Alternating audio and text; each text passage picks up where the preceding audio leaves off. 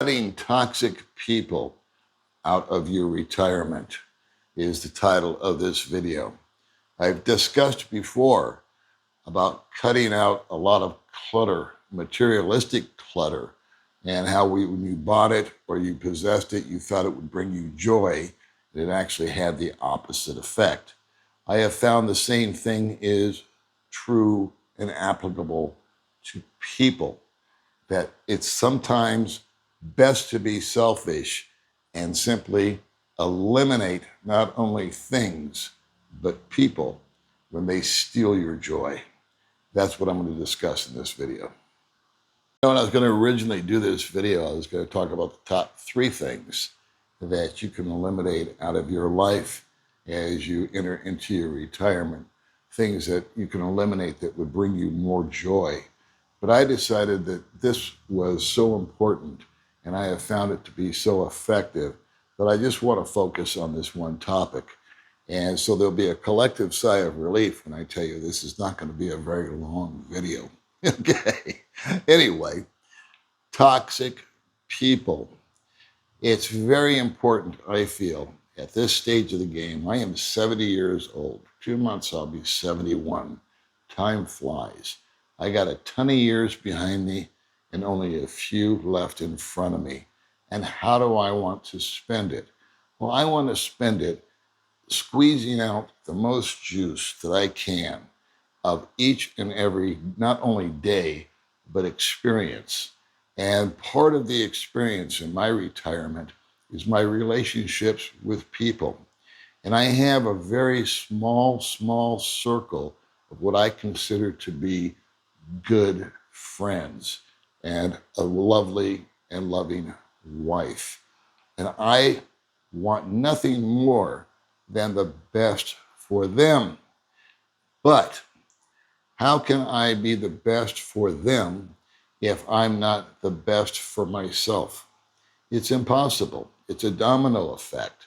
I've had a negative effect on my wife because I'm in a bad mood and I came home grumpy, not because anything really went wrong.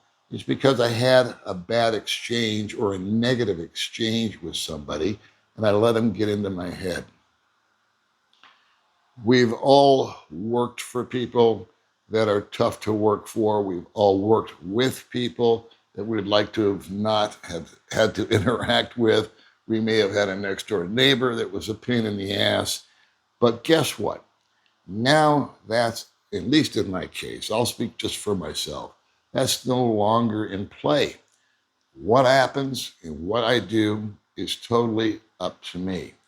And a big portion of that is the people that I allow into my life. And as I just said before, I have a very small circle of what I consider to be good friends. A ton of acquaintances, people that I'll wave to, say hello, talk for a couple, 3 minutes. How are the kids? What's going on? What's new? What's exciting? Nothing much. Okay, good. And off we go. And that's a pleasant exchange. But there are those that want to inject into my world or project into my world their own insecurities, their own problems, their own addictions or issues that they're having. And the number one person that I have the biggest problem with is the professional, or as I like to put it, born again complainer. Just every time you talk to this person, it's negativity. And if you ever, God forbid, you should try to offer up a solution because they'll shoot that down too. I threw a guy off my front porch one time because he made it a habit. He was my neighbor. He's no longer my neighbor, but he used to be my neighbor years ago. And he would hump up the hill, come wave at the gate, want to come in and talk. And initially when I met him, I got along with him, but it was over and over again. He discovered my nature was I was a fairly good listener. So he would just come and unload on me over and over again about his wife and about his life and about his kids and about the company. And everything was going to go, sky is falling. And I used to call him Chicken Little. And so one day I just told him, he goes, and he said to me after the end of not a conversation because it was a lecture. I was just sitting there being a sounding board. We didn't go back and forth. I just listened while he unloaded. And when he got done, he goes, boy, I sure do feel good. I feel much better. I'm glad I got that off my chest. I said, can I be honest with you? He said, yeah. I said, well, I'm glad you feel better, but you just made me feel a whole lot worse. Okay, I had to sit here and listen to all this crap, and I don't want to do it anymore. In fact, I would like you just to leave and not come back anymore. Is that fair? I don't want to be around you. And boy, did he have like a puppy dog that had just been beaten, dejected, and walked off down the street. And guess what? I never had to interact with him again. And to the best of my knowledge, he's left town. And turns out he had the same conversation with a number of other people. I was worried that I'd been such a a-hole with the guy and I came on too strong. I'd hurt his feelings, and I could have been kinder. I could have been gentler. But you know what? It was up to me to make sure that I didn't allow this guy to come in and steal my joy and put me in a bad mood. And when I go in the house in a bad mood, my wife picks up on it. And all of a sudden, she's concerned about me, and the negativity spreads over to her because she says to me all the time, all I want is for you to be happy. I just want us to be happy. And when I'm not happy, she's not happy. You see the trickle down effect that this is having? And so I have learned not to, that was probably the most confrontational that I've ever gotten with anybody on this. But I have learned over the years that as people come into my life, I just decide that they are either keepers or they're not. And I don't want to ever get into, I don't want to tell them off. I don't want to tell them why. I don't want to get into a big long thing with them. I just simply do what I call keep moving. I see them, I wave, and I don't stop to talk because I already know it's not going to be a conversation. It's going to be a lecture on their end. Those guys that what's that saying? The older I get, the greater I was. The only thing they can manage to do when you interact with them is give you what I call the lecture. It's not a conversation. They just want to remind you about how great they used to be. Glory Days, the old Bruce Springsteen song about the guy that caught the football in high school. And here he is 30 years later in the bar, still talking about it. Those guys, when I run into them, I just do what I call keep moving. I just keep walking. I have driven by establishments out here that I have seen so-and-so's car parked out or bike parked out in front, and I just kept moving. I was going to go there for lunch, or I was going to go there for coffee. I go, no, I think that I will just go somewhere else. I can always get a sandwich down the street. I don't need to run into that person. He's going to, or she's going to have a negative effect on me.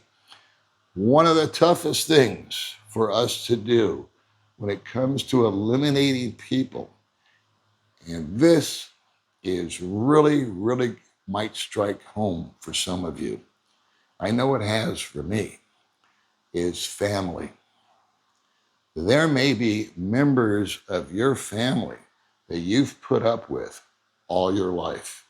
Could be your parents, could be your siblings, could even be your children, or it could be, cousins, nephews, whatever. And you have to eventually cut them loose also, because there's just no fixing them. They are broken people. They may have addictions. They may have psychological issues. And again, like I said, for all of your life growing up, because they're family, doesn't mean you don't love them, but it is possible to not like them. I have an aunt that had a daughter, my cousin, who's since passed, God bless her. And the daughter was the crazy cat lady. She was schizophrenic. And she brought nothing but agony into my aunt and my uncle's life. She was once found at the age of 17 or 18, wandering naked through Mexico. She just showed up missing one day. And that's just one of probably 100 stories of what they had to do. Eventually, my aunt just moved. She just moved away from her. And she said, that's it. You stay here. You be the crazy cat lady. I'm done. It's my turn. I'm going to be selfish. I'm going to enjoy my life. And she bought a little farm in Kentucky, and that's where she spent her last days. So there's a couple of examples of people that the decision is tough. It's not easy, but at the end of the day, it is the best decision that I feel I can make, and possibly you can too. I know a true friend is one that is happy for me, actually joyful when I succeed. Real easy for a phony or a sort of not such a close friend to feign sympathy or empathy when something goes wrong in your life, when secretly in the back of their head, they're kind of taking pleasure in it because it makes them feel better. Oh, Paul screwed up. What an idiot. But I'll go tell him I feel bad about it. Spot those people a mile away, too. So when you're younger, you're forced to be around people that you don't want to be. Work, neighbors. I said it before, I'll say it again. That's no longer on the table, boys and girls. It's your choice. Do you want to put up with them or do you want to eliminate them? There's no need that I can find for any kind of confrontation. You just simply ghost them.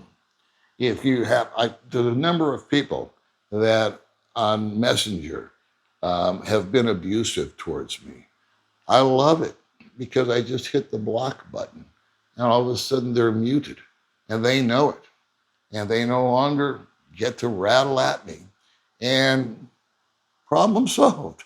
I didn't have to get into a fight. I didn't have to explain myself. I didn't have to go over and make excuses. None of it. I just decided no. And so I surround myself with maybe 4, possibly 5 people, plus my wife, that I consider someone that doesn't have an agenda.